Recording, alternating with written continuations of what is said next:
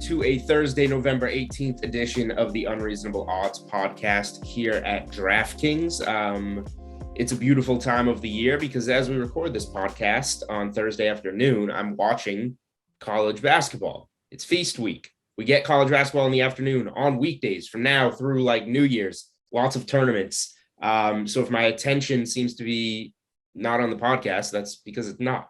I'm Julian Edlow here with my co-host Steve Buchanan. You can find us on Twitter at Julian Edlow, at SBuchanan24. You can find the podcast on Twitter at Unreasonable Odd. And if you're watching on YouTube, you see our guest, a repeat guest with a very sharp lid on because his Pat the Patriots logo on the first hat was not allowed in honor of the Patriots on Thursday Night Football tonight in Atlanta. Dave Sharapan on Twitter at SportsbookConsig. Welcome back to the Unreasonable Odds podcast, sir. Boys, good to see you both. Good to be here.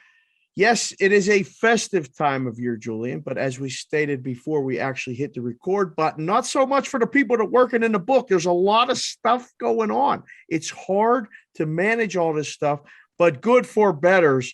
Options abound. And, you know, this football game tonight in Atlanta with this matchup of I didn't want to get into it. I tried with the Pat the Patriot.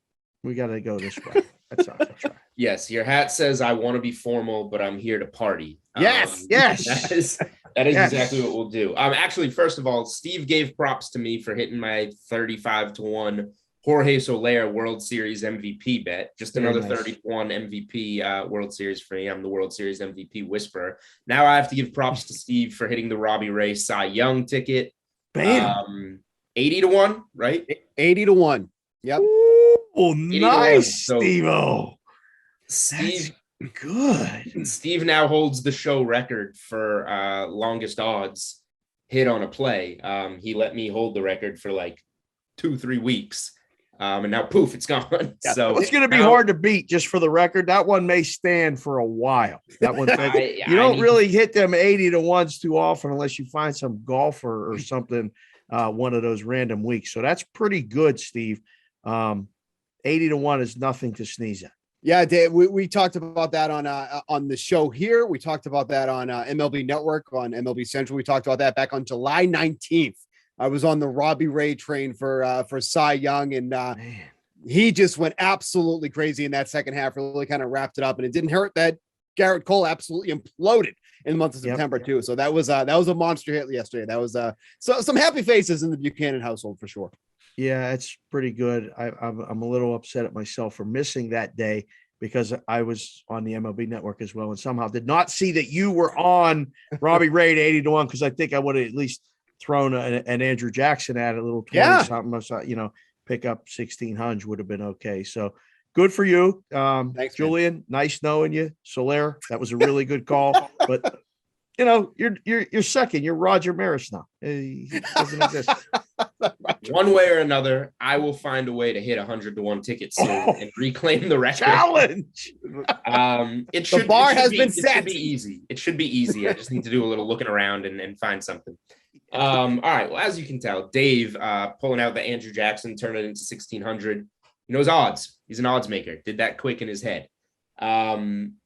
So you are the type of guy, and we talked to Johnny Avello on Mondays here on the podcast, director of race and sportsbook operations at DraftKings. These NFL boards, like we didn't have a touchdown dog win until Halloween when the Jets got the Bengals, and now we've had like 7 or 8 of them since then. So major regression with these dogs, stealing games outright, busting teasers, busting money line parlays. Yes. Steve and I are 2 huge teaser players, 6-point teasers when it comes to NFL betting. Before we dive into the week 11 board, just your thoughts overall on these last few weeks and how to be betting the NFL right now, because my answer to how is just simply being cautious. I bet one side last week. Yep. I think you got to get more selective as the season goes on. The numbers get better because, as odds makers, you have more, bullets in the chamber, more knowledge to go off of. So the numbers have always gotten sharper. I think what makes this last few weeks pretty unique is the dogs winning outright. They're not just covering a spread, they're winning outright. So the money line parlays, which have become really popular in the last couple of years, are being busted up. Big weeks for the book. But don't forget, Jules, a month ago, Johnny and the boys and everybody in a lot of places were, had the bucket out going, what are we going to do? All the favorites keep winning. Like, how do we do? Sundays are terrible. Worst Sundays ever. So the swings have been bigger, like from week to week. It is truly a week to week league. And I think we're seeing it within the game itself, the way it's being officiated. The pass interference has become the best play for half the teams in the league. Just throw it up through the back shoulder, run into the guy. All right, we got a 35-yard gain. Let's go. Now we can go and score. So it's changed a lot, but it hasn't changed at all. The thing that's changed the most is that it happens so quickly from being favorites to boom, dogs. And now what do? I think you do exactly what you said. Take your foot off the gas pedal and go, all right, I'm going to selectively pick the games and pick spots. I think identifying good teams is one thing. Identifying bad teams is more important. I agree with that. I would much rather bet against a bad team than bet on a good team when it comes to the NFL. Totally agree there. So let's get into Thursday night football, where I think we can bet against a bad team, even though the Falcons did get a win over the Saints, but they got a win over Trevor Siemian, who's a bad quarterback. Yep. Then they got smoked in Dallas. I can't touch this up at 6.5, 7. I got it earlier in the week on the Patriots, but now short week on the road, rookie quarterback. I just don't see the Patriots winning this, losing. I don't see the Patriots losing this game. The way they're going right now on defense, the running game is going, and the coaches are letting Mac Jones throw the ball, and he's proving that he can. That's the biggest difference. They're allowing him to throw the ball downfield, and he can. Before all these dink and dunk screens against the Texans to go down 10 points, it's frustrating as a Patriots fan watching what are they doing here. And it is refreshing to see it open up. So I'll phrase this to both of you, but we'll start with you, Dave. What do you like, just in terms of a side for now, before we go, total or props or other places, in Thursday night football? Is it too much with the Patriots? Is it now a teaser money line parlay piece? What do you got? Yeah, I mean, when the number was 3.5 opener and it's 6.5 now, I mean, just being the book guy that I am, it's hard to go, all right, now I'm going to play it. You know, it almost becomes, I use the term talking about partying, you're too late to the party. You got to let it go. I think what happens in years past is like, oh, now it got to 7. Now all this money, I'm going to go against it. That hasn't worked so much. It doesn't become so automatic when you're taking the bad team in that situation. Now it works, but I totally dismiss this like fade the public thing, because it's not really the public you're fading at this point, because all the money comes in. If you talk to Johnny, like the majority of the money comes in on an NFL game starting on Friday night and really on Sunday morning. So Thursday night game, you'll see it now. Now we're trying to get the best number, right?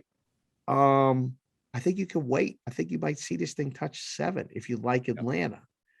The total, boys. It has, by the way, it briefly touched 7 on DraftKings. And it did. 6.5. Yep. Oh, okay. So it might again, because the public's going to be taking the Patriots up. Yeah, but I know Johnny's in there and the guy's doing it. It ain't going back to 7. The stand has been taken. 6.5 is the number. Okay. That ain't moving. The total, I mean, like the Patriots, they're good. Jules, Steve, they're good. Like it as a Steeler guy, I'm like, but I'm wearing a Pat the Patriot hat, not on the show, but I mean, I wear it all the time. I get a lot of looks from it and stuff. I love the emblem. Team's good. And you saw the progression, right? The beginning of the season, you said you were frustrated. So were Patriots bettors. Like, what are they doing? They're not even trying. They're handing the ball off all the time. Bubble screens, all the stuff. I think he's opening it up. I think Belichick knows what he's doing and he knows what he has. This team's making the playoffs. I'm telling you right now. Yeah, that -6.5 is also at a premium at -120. Very rarely see those on the book too as well. So there's a indication of how that line is moving a little bit there. +6.5 is even money for the Falcons. This is just a game where I think the Patriots are really just going to absolutely destroy this Falcons team. This Falcons team, and Julie and I have talked about this numerous times over the past couple of weeks. Yeah. Destroy means covering 6.5. Of course. Of course. But so here's where I'm at on this. And we've talked about this a couple of times. The Falcons were playing good over the past few weeks because they were playing bad teams. Playing bad teams, sub 500 teams is the teams that they were beating. And then they beat the Saints, who were over a 500 team, but against Trevor Siemian. So you're looking at some of those games. They go up against, the Panthers, who couldn't get anything going. This is not a team, and the team that the Falcons really are is what we saw last week against the Cowboys. That Cowboys team went up and down the field with ease against what was perceived to be one of the worst secondaries in the league coming into this week. If you take those two games away where they face the Panthers and the Dolphins, they're allowing an average of 283 passing yards per game. That would be one of the highest in the league at this rate. This Patriots team is going to do their best to take out Kyle Pitts because Bill Belichick was raving about Kyle Pitts over the week. So if he's raving about a player, that's who he's honing in on to take out of the offense. They're just going to go up and down against this team. They're going to generate pressure on Matt Ryan, who is turning over the ball at a higher rate than he has been over the past few seasons. I think the Patriots cover easily. The value is gone, like you said, Dave, because you could have had this at -3.5, but I still think they cover the 6.5 number. All right. Why don't you just wait till they get down 28-3? I mean, that'll be the perfect time to bet. There is a boost on the DraftKings Sportsbook that happens. That the Falcons lead at the half and then the Patriots win the game. That is an actual boost you can get at +700. Wow.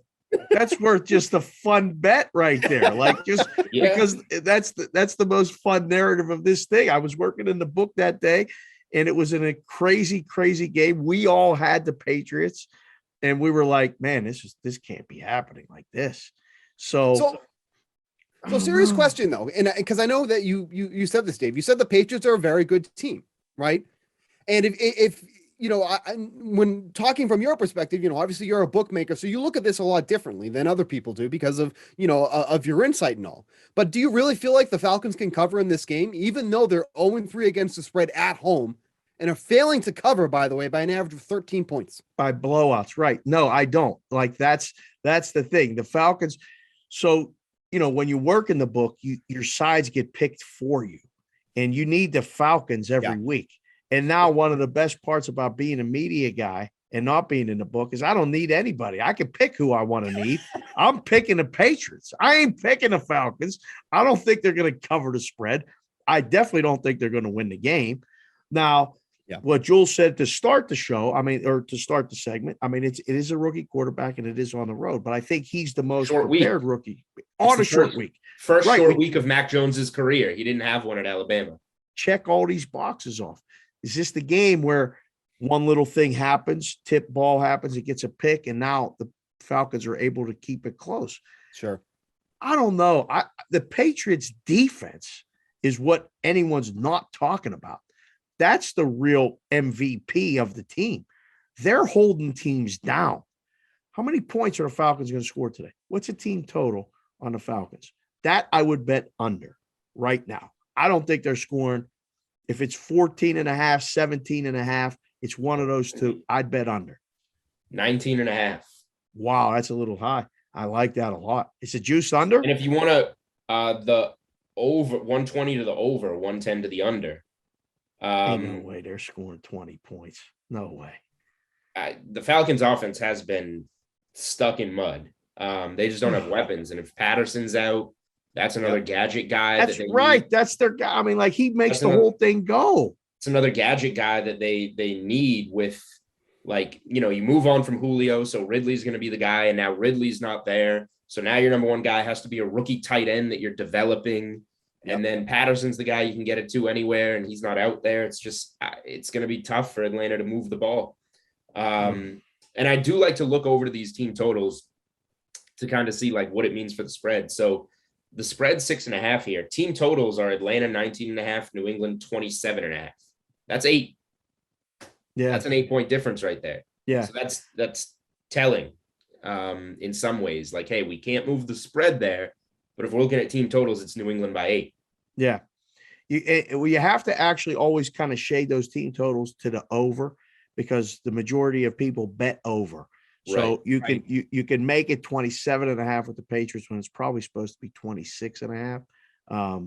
So 27 You get it past the key number. Yeah, on when you make it 27.5, that's one you got to keep in mind, because that's a very possible number where if you leave it 26.5 because of the math, you're like, well, we're giving away 27 and 28. Can't do it. Put it 27.5 and go from there.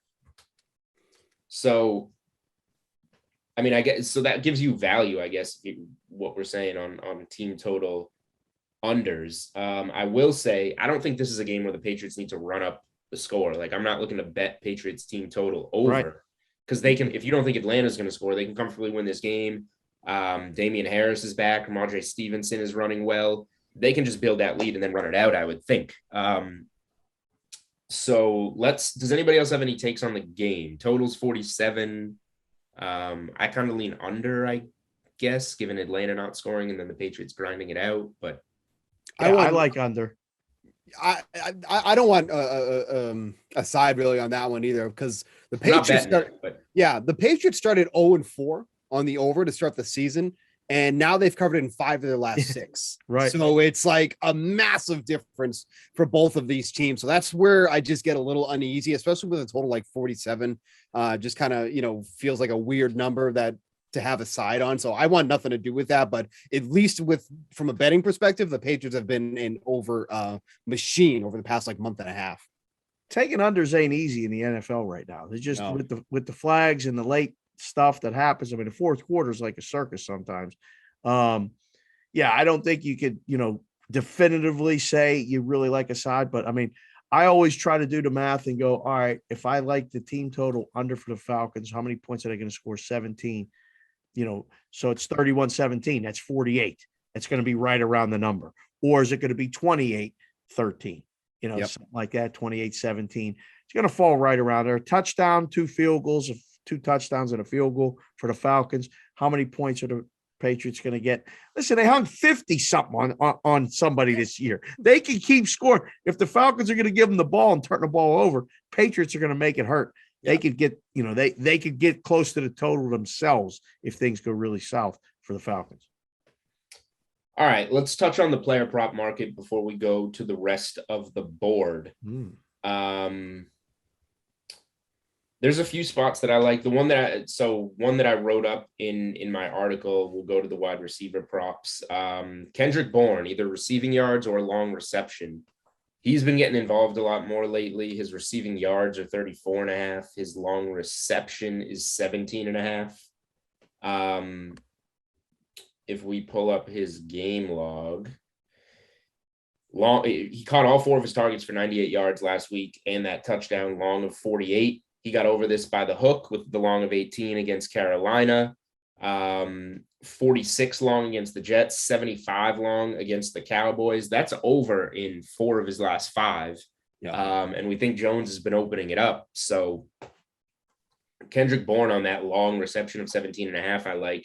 And then almost paired with it, this got hit with some juice. Mac Jones not to throw an interception is -155, -160. Ooh. That's probably a little too much for me to bet it. Yeah. I wish it was around like -130, but Mac Jones has not thrown an interception in 3 of his last 4. And only the Jets defense has fewer interceptions than the Falcons. The Jets have 2. The Falcons defense has 3. All season? All season. I don't think Mac Jones is going to throw a pick. Possible. I don't think Mac Jones is going to throw a pick in this game, especially if they come out and get the lead. And now it's the rookie quarterback on the short week. You have Harris and Stevenson to hand it off to in this game. Right. I'll just finish off right now because I'm tying in my whole game script. Like,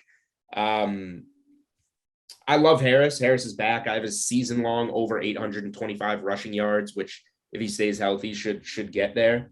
I'm not a big over guy on season longs. Guys get hurt. That's one of the only overs I played. And it looks solid right now. But he's coming back from a concussion. It's a short week. And Stevenson just had a huge game, 100-yard game. So Harris is at 54.5 as the starter. Stevenson's at 36.5 rushing. I think the Patriots get the lead. I think they use the healthier back late in the game. He's playing well. Stevenson over 36.5 rushing. All ties in. No Mac Jones interception. Kendrick Bourne long reception. Put it all out there. Man, I like them all. I mean, I like them all. I can't believe that Mac Jones number. I can't believe they only have 3 picks. Falcons don't pick anybody off. And Mac Jones has 1 pick in his last 4 games. So this is a situation, like I tell people all the time, if you're willing to lay 130, which is probably what the price is normally. I mean, on these pick props, it's anywhere between 120, 130. I know what you're going to say. So should I just do it? It's 160. Like, they got 3. If it beats you, it beats you. I mean, 30 cents ain't enough to keep you off it. It definitely ain't enough to make you go to the other side. Like, tonight ain't the night he's throwing a pick, not against the Falcons. So that one I like the most. The running back situation, you're on your own, Jules. I don't know. Nobody likes to figure out the Patriots running back. That's what I mean. Like, I'm good. I don't want to touch that. I had no idea what this guy's doing. It all makes perfect sense. Tonight will be the night he throws 45 passes because he's working on something. He'll start 4 wide, formations and all kind of stuff. Figuring out the Patriots running back situation for props in fantasy has been one of the banes of my existence for years. James White and reception props and all these things drive me crazy. I could go back to, what was his name? Corey Bennett. The guy from the Bengals. Corey Dillon. Guy couldn't do nothing in Cincinnati. He went up there. He looked like Walter Payton. He drove me crazy. I don't want nothing to do with this. I don't want nothing to do with those Patriot running backs. Hey, real quick, I'll just throw us out here too. Hunter Henry, anytime touchdown, plus 125. The guy has just been a red zone machine. 21.3% of the red zone targets on the team. That's the best on the team. He scored a touchdown in every game but one since week 4 against the Tampa Bay Buccaneers. Wow. Plus 125. Give me that. That's a no-brainer to me. I was looking at that too. Tight ends and rookie quarterbacks go together. Yeah. Like peanut butter and jelly. I mean, when a guy likes throwing to a guy he can trust, the tight end, he looks for him. So that's a big number, Steve. No, like 20%. That's a lot. 21%. Yep. That's big. That's a big number. And he's Hunter Henry. Yep. Plus 1. That's why I was like, are you kidding me? Plus 120? Fine. Absolutely. That won't be plus money by kick. I think that'll be one that I think will get bet most. I mean, because again, trying to figure out which running back's going to get it. Can't. Exactly. I don't know which wide receiver that I really want to count on to catch one. Give me Henry plus money. Henry's a no-brainer in my opinion. Yep. Yeah, we'll see. Steve, did our earlier the info we got from the book earlier, did that have most bet props yet for Thursday night? I did not look. Yeah, you guys talk. I'll pull it up and see. We sometimes get the most bet. Which ones have the most handle, or which ones are the most lopsided, like the bet splits that you put up? Most handle. We don't have handle. It, though. Okay. So that's something later on Thursday. Probably by the time you're listening to this podcast, we might have the most handle top 5 props for Thursday night football out there on Twitter. It was not on there. I just checked. That's what I just said. Thanks for listening. All right. That's enough Thursday. Well, anybody else want to throw any props? You like Henry, Steve? That probably any props that you've seen that are jumping out to you, Dave, or we'll move on to Sunday. No, you can move on to Sunday. You nailed it. I mean, I don't want no Atlanta props. I know that. I mean, the only one I think is the opposite of the Mac Jones not throwing a pick is what is the Matt Ryan prop to throw a pick? Because minus 160. What is it? I think it was minus 160 to throw an interception. Yeah. So that would probably be also, that one might be a little bit juicy because depending on game script and stuff like that, if they keep it close, he may not throw as many times, but seems to throw a pick a lot more often than not. I think I would lay that one as well. All right. That'll take us into Sunday. I like the Patriots to win on Thursday night, and that's almost where my takes end for this week. Like, I'm so cautious with NFL right now. my head is spinning. I kind of like the Dolphins getting a little momentum, getting pieces back on defense. Me too. Mostly playing Joe Flacco and Yeah. the Jets is why, like we said, bet against bad teams. Yeah. I like the Dolphins because they're getting pieces back on defense. They have the long week after the defense looked good against the Ravens, and they're playing against Joe Flacco and the Jets.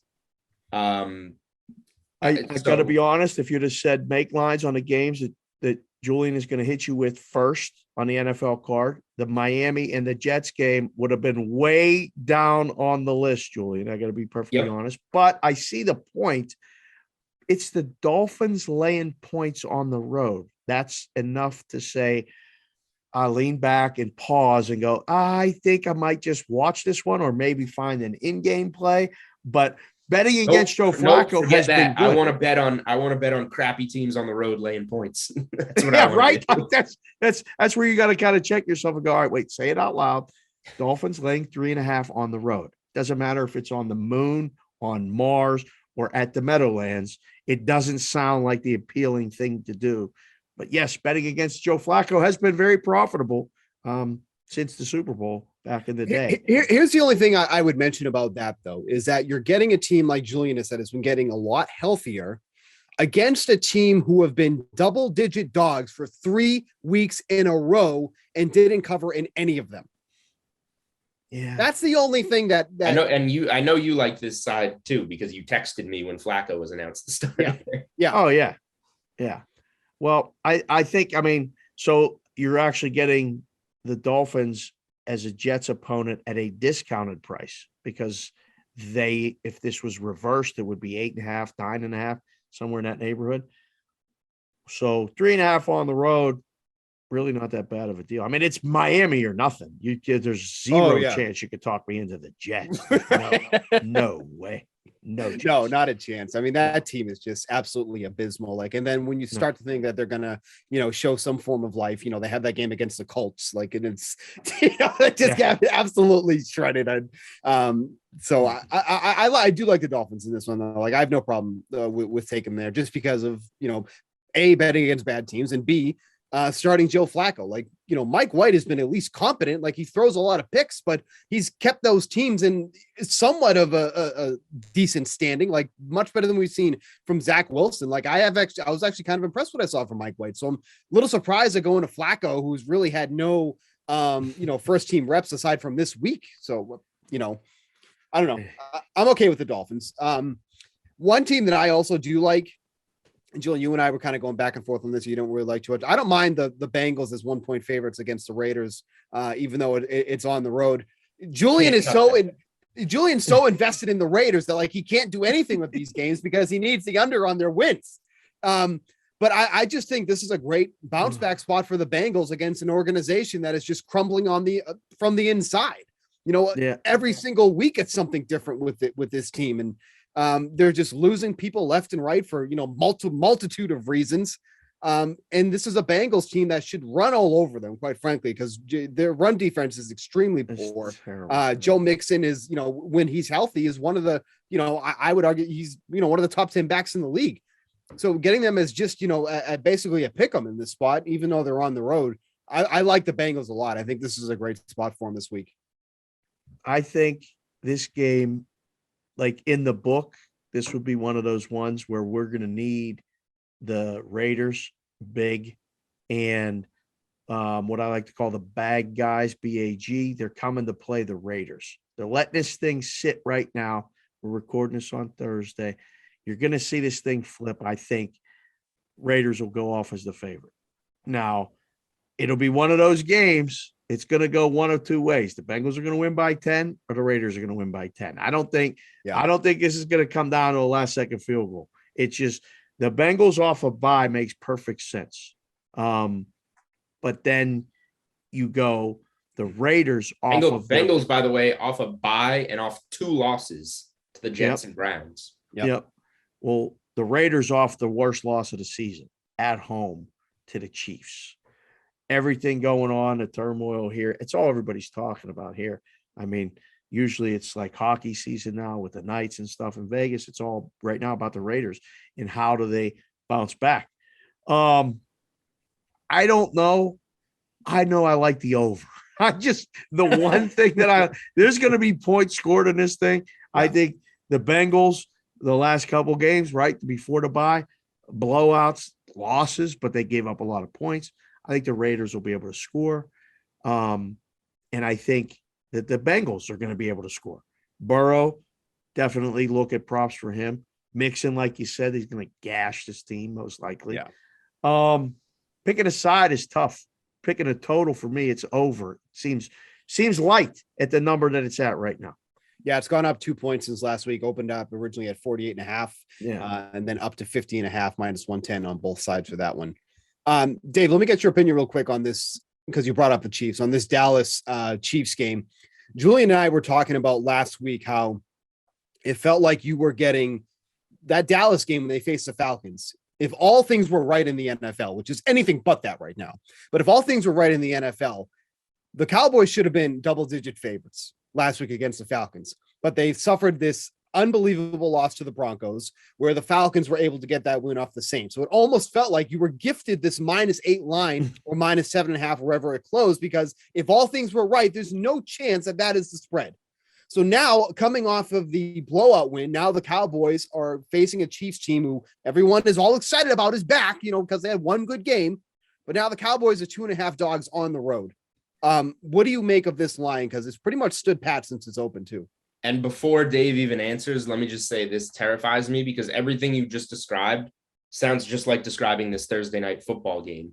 Patriots off a huge win over the Browns. Falcons just get smoked by Dallas. The line blows up to 6.5, 7. Scary. Patriots are still going to win. I'm just saying this is what it's like. But we were all sure the Ravens were going to win last week, and look what happened. So we weren't. So I like the Dolphins. I thought that was one of those scary things. Yeah, I gave out the Dolphins. I had the Dolphins in the under. I mean, it was one of those things. You just That's impressive. I'm glad you said that and that you like the Patriots this week. Yeah, I like the Falcons aren't the Dolphins. It's got to be the defense, right? Yep. The defense can rescue you or win a game. The Falcons don't play defense, so I don't like them tonight. Sorry, I sidetracked you from Kansas City, Dallas. Dallas, Kansas City's. I mean, this is a great game because you got Kansas City kind of on the way back up. A couple good wins strung together. Dallas is one of the best teams in the NFC. I mean, I'm not afraid to say it. They are. They score points in bunches. When Dak is fine and able to do what he does, he's got weapons and he's using them. I think the underrated part of Dallas is their defense. I didn't think it was really elite good, but it's better than I thought it was. The number, Kansas City's favored every week. It doesn't matter. They win the week before they're favored. They lose, they're favored. Home favored. Road favored. It's just their favorite. That's Kansas City. It's Mahomes. It's the Chiefs. You can look at it two ways, right? This is a discounted price again on the Chiefs because of the Dallas blowout. If Dallas struggled or, goodness gracious, lost to the Falcons, line would be on the other side of 3, right? It's not. Now, like you guys got it. I think DraftKings has it juiced. Yeah, 2.5 minus 15. Yep. So, Johnny and the boys know what they're doing. People are going to be betting the Chiefs. Again, the story of this game isn't the side. Look at this total, Steve. Yeah. This is insane. Yeah. This is crazy, right? This is 56.5 at your place, which is the highest total in the world right now. Rightly so. It's over. It's got to be over. Which team doesn't score 30 loses this game? And 34-31 is probably the final, with the Chiefs kicking a game-winning field goal. I mean, it's last one touches the ball wins. This is a basketball game, Jules. I don't see it any other way. I would lean Chiefs. I'm not really excited about it. I'm like Julian, just lean back and go, I don't know. But not even afraid to say it, like over 56 as an odds maker, books, lines makers, whatever. You can't put it 60. You used to be able to, like when the Rams were rolling like last year before when they played the Chiefs. Right. 60 was the total. 56.5. I mean, this game is going to touch in game. If it goes back and forth, 14-14, you're going to see an in-game total close to 70. So I don't know. Do you like a side of this, Julian? I lean Chiefs at home because I think there's value there, like you said. we're getting a lower number if Kansas City comes back. I'll tell you this. This is something that I put in as a bigger bet this week. I still haven't gotten my best bets article out, which doesn't consist of many bets these days because it's hard. So I'm looking into a futures market to tie something in, and this is going to be the biggest bet in the article. Do you know who's winning the AFC West right now? Who's in first place? Is it the Chiefs? It's the Chiefs. The Chiefs won last week. The Chiefs are in first place in their division. Yeah. The Chiefs are minus 110 to win the AFC West. What was it before the season? Put that in the column. Minus 275? Yep. If that ain't in a column, there shouldn't be a column. That's a best bet. What are you doing? That is the column. Raiders are at the bottom now at plus 1,000. Denver plus 900. Chargers plus 160. So the Chargers, the odds makers are saying that the Chargers are the only real threat.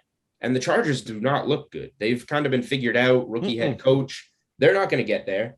Denver doesn't have enough to get there. No way. The Raiders are slowly like the Chiefs are in first place and they're a pick against the division right now. It's crazy. That's my favorite bet in the NFL this week. Win or lose against Dallas. That might be the best bet this season up to this point. Like, seriously, if they don't win the division right now, what is this, week 10? We in week 10? We're going into week 11. Going into week 11. If the Chiefs don't win a division, that would be a pretty big upset because it ain't going to be the Raiders and it ain't going to be the Broncos.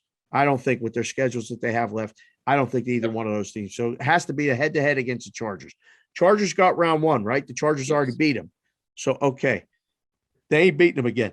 I don't think so. I mean, unless they play that, basketball game on grass that they can outscore them. But I think the Chiefs defense is getting better. Right. And like you said, there's a lot of question marks around Herbert and the offense of the Chargers. It's not running as smooth as it was. And they don't even kick field goals. I don't even know what the Chargers are doing. They don't ever kick no more. They're going for it. I don't understand it. That's the best. That's the call. That's why, I lean Chiefs this week, but I'm not even going to bet it. I'm just going to take, if I was going to put a unit on KC minus 2.5, I'll just add one to Kansas City minus 110 to win the division. There you go. And let that ride out. Hold my money for longer. I'm much more confident I'll be getting it back, even if Kansas City loses this game on Sunday, that they'll still go on and win the division. Yeah, because Denver's off, so you don't worry about them. The Raiders, maybe they win, maybe they don't. I don't know, but their schedule gets harder. And the Chargers got the Steelers Sunday night. With nobody playing, and this line is steaming up. It makes perfect sense. It's a weird game, though, right? Like, now it's getting to the point where it makes me want to take the Steelers, and I didn't want to. But, if Ben ain't playing, I ain't taking him. I can't do it with Mason Rudolph. I just can't do it. Awful. First of all, just make Kansas City Dallas Sunday night and flip this one around. Can we do that? For us? You guys got any power to make this happen? We have very, very little power. Very few people have less power than us. So you're talking to the wrong people. However, if we go to, you mentioned, by the way, Steve, my Raiders, as I'm watching Davidson just collapse right now. This is bad. They were up double digits. The difference in his tone of voice has been dramatic over the past 5 minutes. I've noticed it. Davidson came out, went down 12, got up 10, and now they're going to lose this game.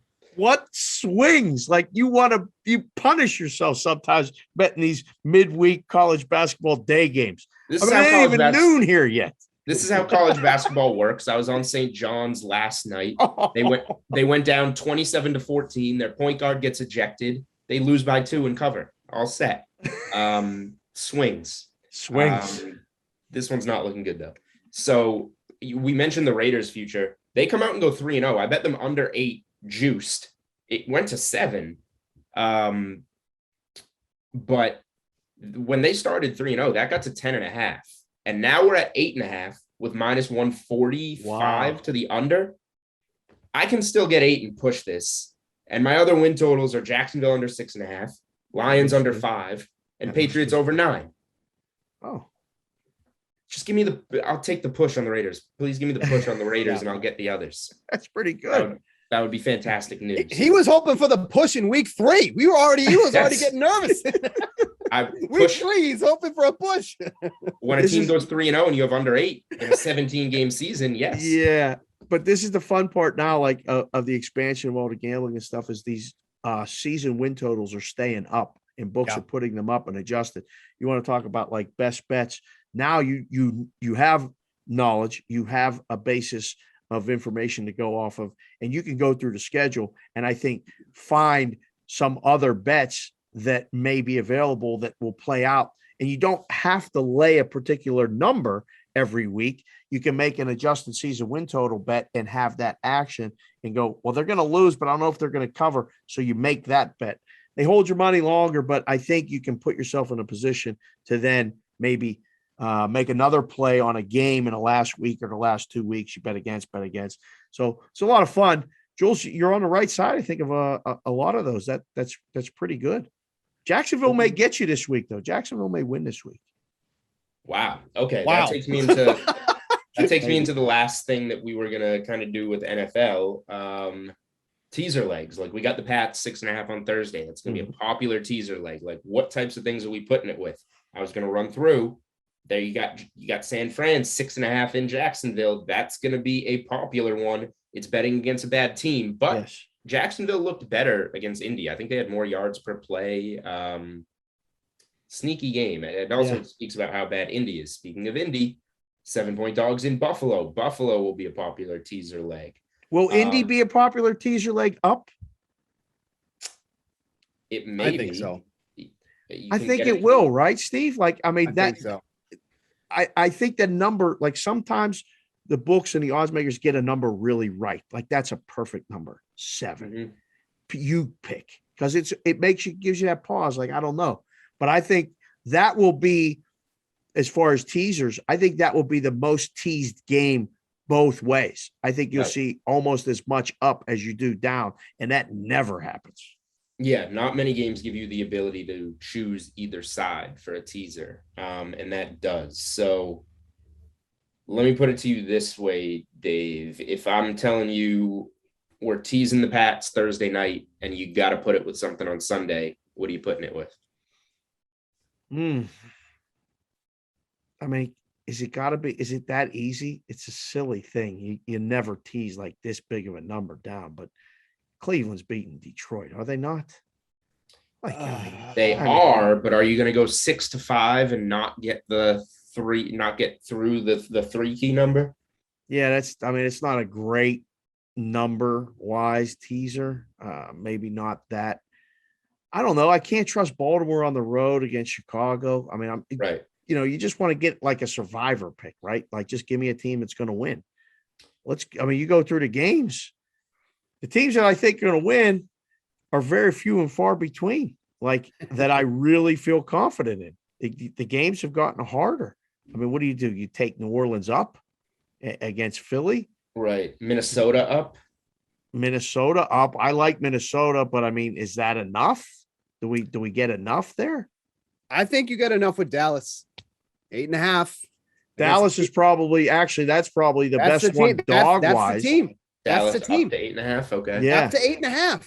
See, this is what's happening already with the Chiefs. They come out and they look good for 1 week. Everybody forgets that this team can't cover. Yes. This team cannot cover a spread. They did last week. Congratulations. Over the past 2 years, they cannot cover. They have covered less spreads more than only one team, the Jets.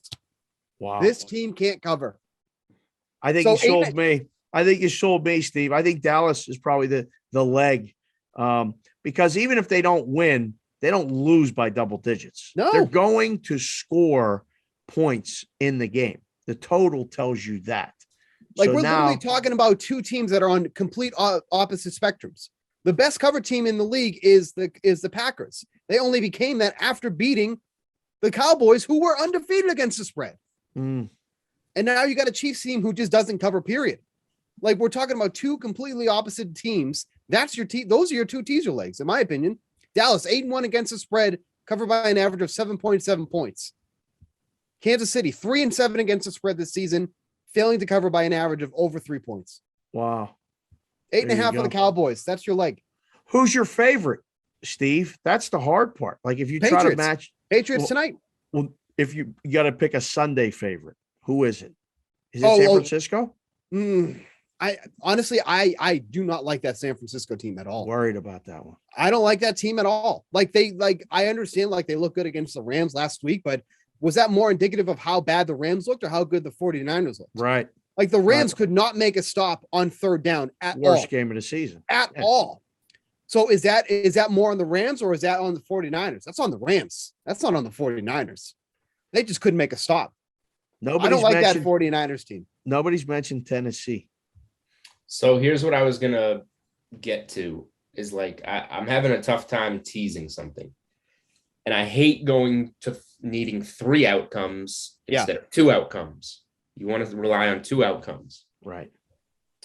But if I take a Titans hosting Houston on Sunday, Buccaneers hosting Giants on Monday night, and make a 3-team money line parlay, it is -106. Wow. I am more confident that the Titans and Bucs win those games than any one single team on the rest of the board almost. So that's actually not bad. That's just that's what I wrote. That's 3 money lines. Those 3 money lines: Patriots -300, Titans -450, Bucs -510 on Monday night gets you -106. I mean, you could leave that, you put that in, and then you could take the Giants +11 and try to go for the middle if you'd like. That wouldn't be bad, but that's better than the teaser because, I mean, you can't get those teasers numbers down, and they may win by a field goal, and you lose the teaser, but you win the money line. See, that's what's happened in the business right there. You can work out the math. You can pick the favorites and know that the price is better on that situation. And you don't have to sweat the point spread because the point spread is the great equalizer, right? I like it, Jules. I mean, is that going to go in the column too or no? I put it in. So I have a Thursday night best bets article and I put that in there. I said the Patriots are a perfect teaser leg. I'm looking for something to tease them with. I said I maybe the Niners. I haven't done the Niners. I said maybe the Niners, which you don't like. No. But I said, you know what? I'm more confident in Tennessee and Tampa winning. So I'm going to go to a 3-leg money line parlay over a 2-team teaser with this. Hey, Dave, real quick, too. I just want to throw this out there. So the 49ers just beat, which was perceived to be the best team in the NFC last week, right? Yeah, but they're only 6.5 favorites against the Jaguars. Yeah. Does that make sense? It does to me. It doesn't to most people. But did Johnny and the fellas touch 7 on this game? This has touched 7. Yep. Yeah. Well, that's the code for we're going to stay at 6.5. We're going to let everybody bet it. We're going to let everybody tease it. And this is do you remember Brady and the Bucs went to New England and this thing went up to 6.5 and then it went to 7, then it went to 6.5 and the Patriots gave them the battle and hit the upright, could have won the game. I'm not saying Jacksonville is going to win the game. It wouldn't surprise me though, but I think this is a hell of a lot closer than 6.5 points. Fair. I like it. Yep. All right. Look at the remote in his hand. Davidson lost, so we're on to St. Bonaventure in the 2 p.m. window. Love the Bonnies this year. Best college basketball bet you can make is St. Bonaventure to win the Atlantic 10 regular season. More than Rhode Island? Rhode Island, first 2-unit play of the year last year, Dave. He called me a homer. I said I am a homer, but it came through in cash. I love it. On Wednesday night. I saw the bet. I was like, oh, homer. But, man, that was a good bet. That team looks pretty good. I saw the highlights. I didn't watch the game, but they play defense, but it's also BC's the worst team in the ACC. Oh, okay. All right. But they D up Rhodey. Watch out for him. Rhodey beat the Bonnies outright last year, even though St. Bonaventure won the regular season and A-10 tournament. But yeah, the Bonnies, all 5 starters back, got a few transfers in. They have a Pitt, Samir knows, they have a Pitt starter from last year coming off their bench as a transfer. They have a junior college kid transferring in that shoots 48% from 3. St. Bonaventure is good. And they're about to show me that they're good in this 2 p.m. window game that all of you will know the result by the time you listen to this. What was the line on the game? Went 6.5 down to 3.5.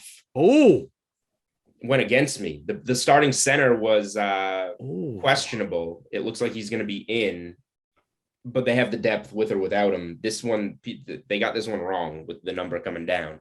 Oh, all right. I got it at 4.5. Okay. Might have gotten back in at some 3.5. Anyway.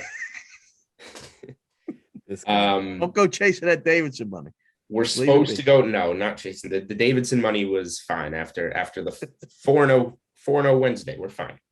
God, all right. I'm all over the place now. So he can't even think right now, Steve. We're supposed to give an NFL best bet and an NFL underdog. Okay. So I'll lead us off. I guess we'll go underdogs first. I would just, it's not a big one. I would just go Vikings. Okay. At home. Okay. Steve? You don't like any? No, I honestly, I might go with the Colts at +7 against the Bills. I think it's just laying too many points. And Dave, I think you almost have to say the Jags, but surprise me if it's somewhere else. No, it's got to be the Jags plus the points or money line. I can take the points. Right? Points is fine. Just a dog. Okay. Yeah. No, I think right now it's Jacksonville. By Sunday night, it might be the Steelers. That one might just reach a point, but there's too much uncertainty with that. So if I got to pick one and not one that you guys have already picked, give me the Jacksonville Jaguars. I can't even believe I'm saying it, but +6.5 is good. All right. You got a best bet for us on Sunday or Thursday, whatever you want, I guess. Well, I mean, I tried to do the Patriot. You know, I like the Patriots. The Patriots is Thursday. I got the Patriots, no question. Sunday, man, oh man, I haven't decided what my best bet is yet. But if I don't have Kansas City, I'll be surprised. But that one might be personal. I can't remove my bias against the Cowboys so much. So let's go this way. Let's go to the Vegas Raiders. That's going to be my best bet. I just know it from the book standpoint. Books are going to need it. And it's going to be one of them ones where I'm going, yep, I should have had the Raiders. So I'll go on the show right now and say I'm going to have the Raiders as my best bet Monday or Sunday. There we go. I hope you're wrong. That's fine. Steve, go ahead. I am growing as a person. I'm going to do a teaser that goes across multiple days. This is something that I never like to do, but I'm growing. I'm a big person. You know, I can do this now. Dave, I always wanted bets to be placed He has to have his result the same day. But you know what? I'm growing. I'm a different person. Okay. It starts tonight with the Patriots. Get them down to basically a pick 'em. Put it with the Cowboys 8.5. That's it. Fair. Yeah, I mean, getting through a lot of key numbers. Got to be good. I mean, my best bet is definitely Kansas City -110 to win the AFC West, but I'm not going to be a coward and give a future. So I'm giving out the Dolphins. I'm doing it. Dolphins are my favorite play on Sunday, but please make sure you go bet the Chiefs to win the division. Have to. That's the best bet of the season, Julian. That's too good of a bet. The best bet of the season is strong praise. I like that. All right. Before we get out of here, let's, I guess, touch on obviously college basketball is going on, but we'll stick with football real quick before we get out of here. I guess, Dave, I'll just rattle off to you some things that I like on Saturday, and you can let me know how you feel about them. And if you got a best bet or a side that you really like, throw it out there. But some stuff's jumping to me on this college football card. If we go, we'll just go right into Saturday. BC keeps getting in these like tight spreads, even with Dracovic back, the quarterback, who they're undefeated with. They've won the last 2 with him in tough games. And now they're at home against Florida State. Florida State's been all over the place, but now you're coming up to New England when it's around Thanksgiving, starting to get cold. They got that look ahead spot for next week. And BC just needs to keep winning. So BC at, -1.5, -130 on the money line at home. That's a spot I'm on. Any thoughts on that one? I can't believe you're actually betting that game. Like, that's my only thought. Like, you got to be crazy. What's wrong with that game? No, I mean, it's Boston College, Florida State. You want to know something about one team. How do you know about anything, either team? Like, all right, you're up I know there. all about BC. This is why you should bet that game then, because I have no real thought on it. Otherwise, I just looked at the line and thought, okay, it's one of two things. Why did the number move against BC? Because I saw that it opened 3. It's right. Who in the world thinks that Florida State's going to BC and winning? Certainly not me. But then I got to lay points with BC. Ouch. I mean, I don't know. It's BC or nothing, Jules. I would tell you if I disagreed. But again, you hit me with the Jets and the Dolphins when it went to the NFL. We got all this menu of college football. And you go, Florida State, BC, what do you think? Well, I think you're crazy for betting it, but okay. BC it is. All right, great perfect. answer. Good answer. Good answer. Sticking to the noon ACC window, Wake Forest at Clemson. Clemson is a bunch of frauds. They can play defense, but they cannot move the ball. Wake Forest cannot play defense, but they can move the ball. I'm going offense over defense here. Yeah. Even on the road. Yeah. Wake's just the better team. I like the 4.5 with Wake. If you want a little 170 money line, go for it. And the team total is what intrigues me. I think it was like 26.5. They score every week.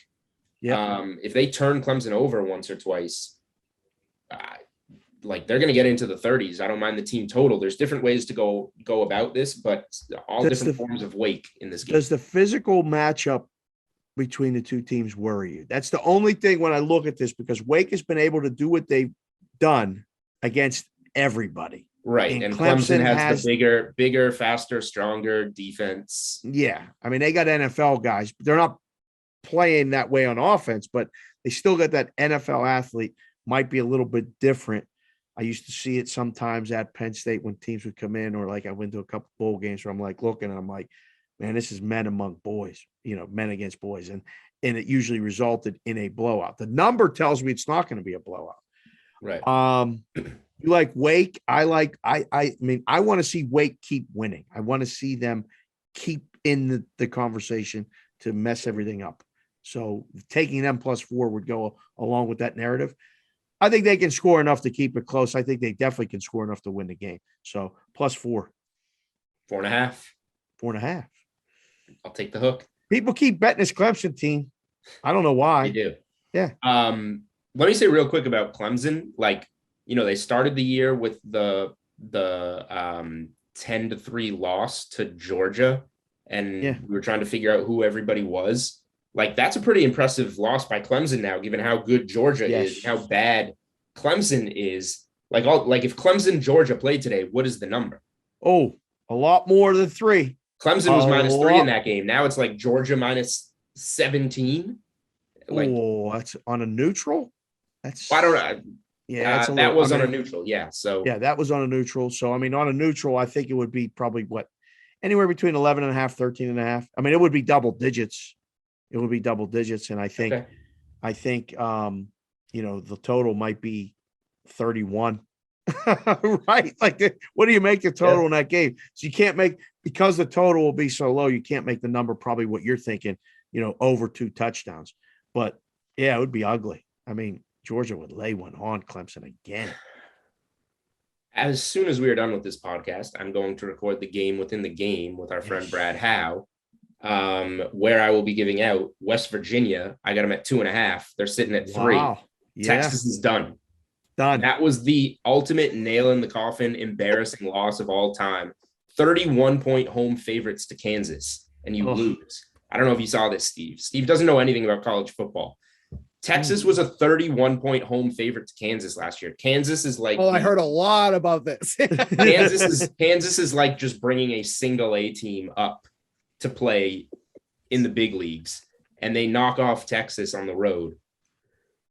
They're done. you can't come back from that embarrassment. West Virginia is nothing special, but they're at home. They're going to win this game by at least 3. I think you're absolutely right. We talked about it on Game Within the Game on Monday, and also on 8 in the Box. And it's senior night, senior day, or whatever at West Virginia. This is their. I mean, who doesn't like to kick Texas when they're down? Like this is what you do.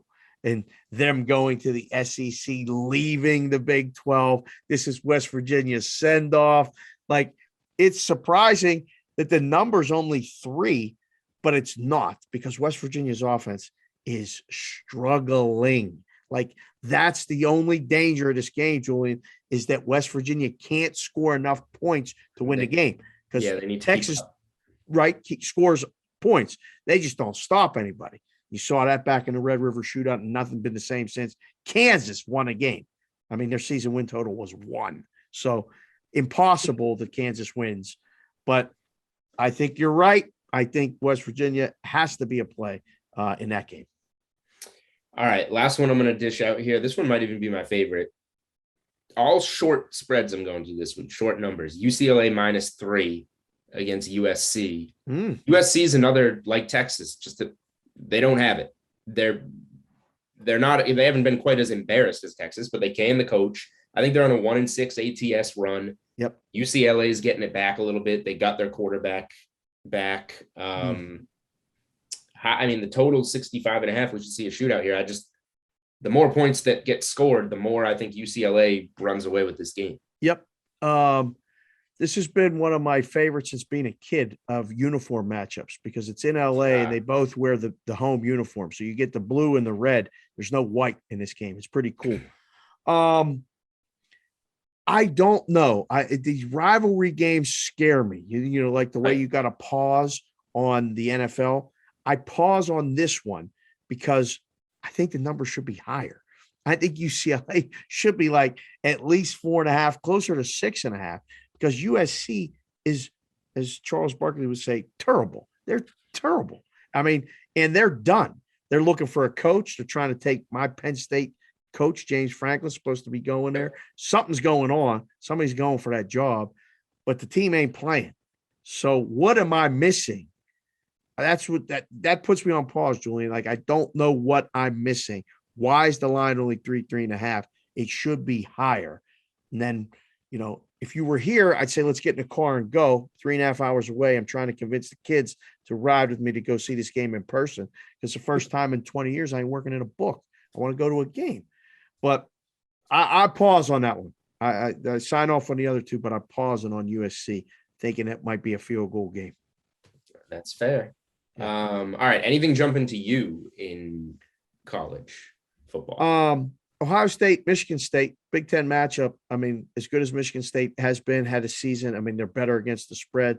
They're 9-1. Ohio State's 9-1, but Michigan State, I think, is 7-2-1 against the number, and Ohio State's 5-4. Should be a lot closer number, right? Like, this would be one of those ones I'd be sitting in the book, people coming up and going, this can't be. Give me Michigan State, Michigan State, Michigan State. Ohio State is probably going to throttle. Yep. They're probably going to just like it's kind of like last week. Wasn't it Purdue last week? It was Purdue last week. The one thing 21. that B-How's probably going to hit you with, that he hit me with, is that the week before the Michigan game, Ohio State is 0-7 in their last 7 against the number, because it's usually against a very inferior opponent and it's an inflated number. That's what this is.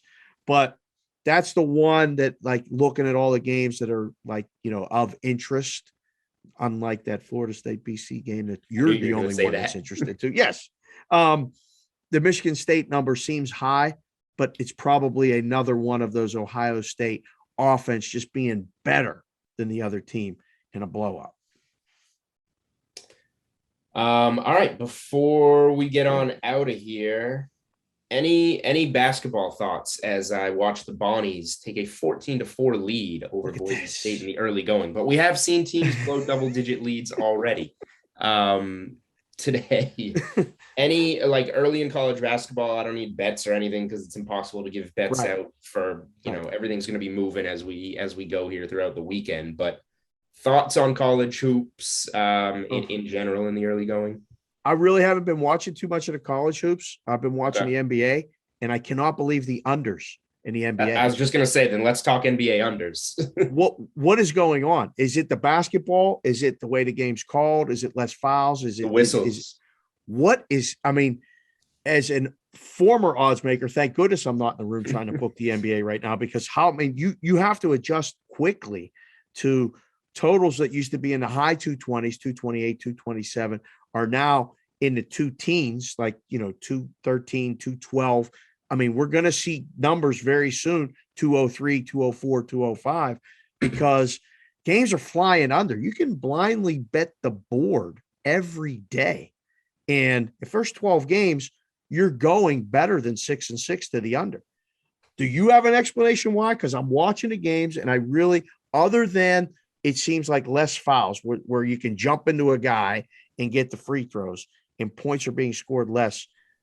I don't know if it's the lack. The other thing I keep saying or seeing is the lack of big men or the coaches to say, all right, they're guarding the 3-point shot. We're missing the 3-point shot. Throw it inside and get a 2. No one does it anymore. So scoring is down. There's more trips down to the offensive side of the floor without points than there has been in recent history. I think the whistles are the biggest thing. The lack of whistles are the biggest contributor to the unders, is the simple way to put it. And then when you have your James Hardens and your Trae Youngs not getting those calls, first of all, there's the plays where, you just simply don't get the free throws and you get 0 instead of 2 or 3. And then there's the transition of them realizing those whistles aren't going to happen and taking and missing more difficult shots because they can't get their calls, is kind of what ties into it. Like both of those guys, I mean, the Hawks beat the Celtics pretty good last night, but I watched that game. Trae Young made 4 shots, no threes. Wow, that's the it. Team won, but like he wasn't getting to the free throw line, and he couldn't get it going on offense. So I think it all just kind of ties in that not getting the foul calls that you used to get are changing the whole flow of the offense, because you're doing different things if you're not doing what you used to do to get those calls. Are you able to do the prop market and see those? Like, are those numbers being adjusted, or are you able to kind of play more unders than overs? Because like last year, like Russell Westbrook was a triple-double every single night. Like it was one of the things I was watching, and like, it was hard to adjust the number. I was always thinking in a book, like, how much can you make this? Like minus 400? He's going to get a triple-double. But like, how is it that automatic? I don't think there's anything automatic right now as far as scoring positively in the NBA and a guy that is going to get his anyway. So I think there's got to be opportunity in the prop market, no? Yeah, guys have been cashing their unders. The funny, like some of these point props have come down, and yet we're seeing the totals not like if James Harden's points come down 3 or 4 points, the total for the game should come down a few points, and it's not necessarily maybe all working together so far.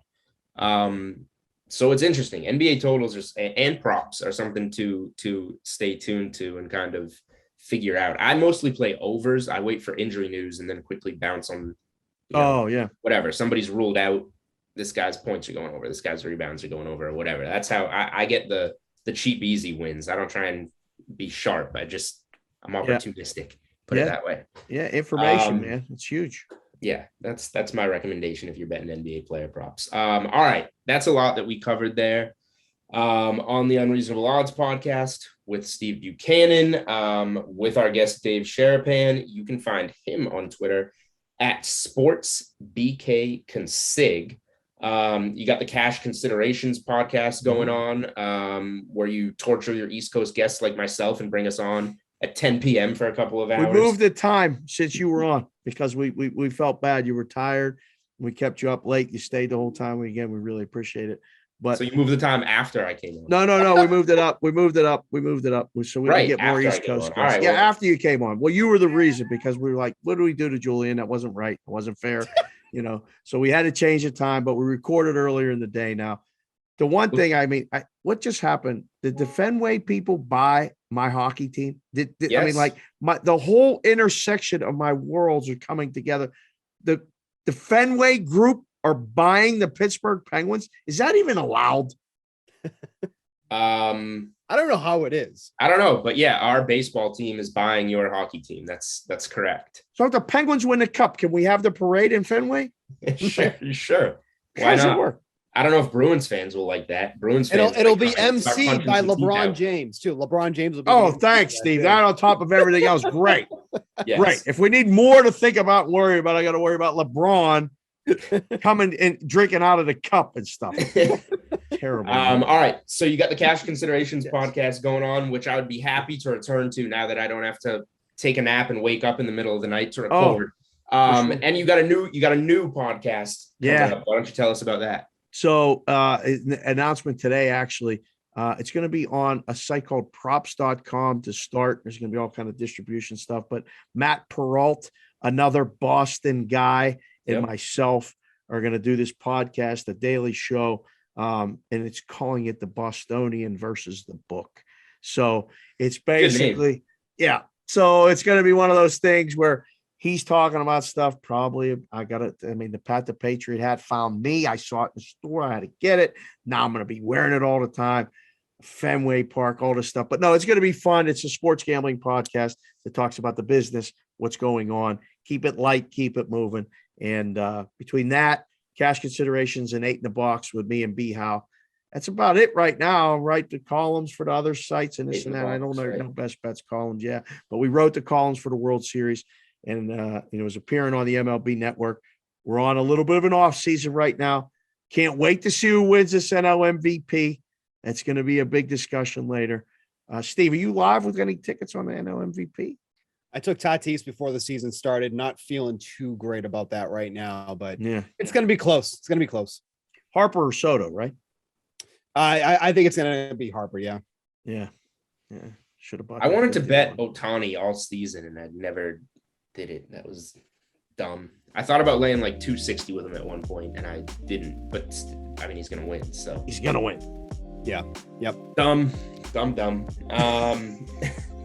All right. Thank you, Dave, for joining us here on Unreasonable Odds. You can follow the podcast on Twitter at Unreasonable Odd. He's Steve Buchanan. I'm Julian Edlow. Good luck this week with your bets, and we will be back next week on Monday to recap week 11. Hopefully give away some free bets or some free Millie Maker tickets on DraftKings, DK Sportsbook for you guys. Talk to you all next week.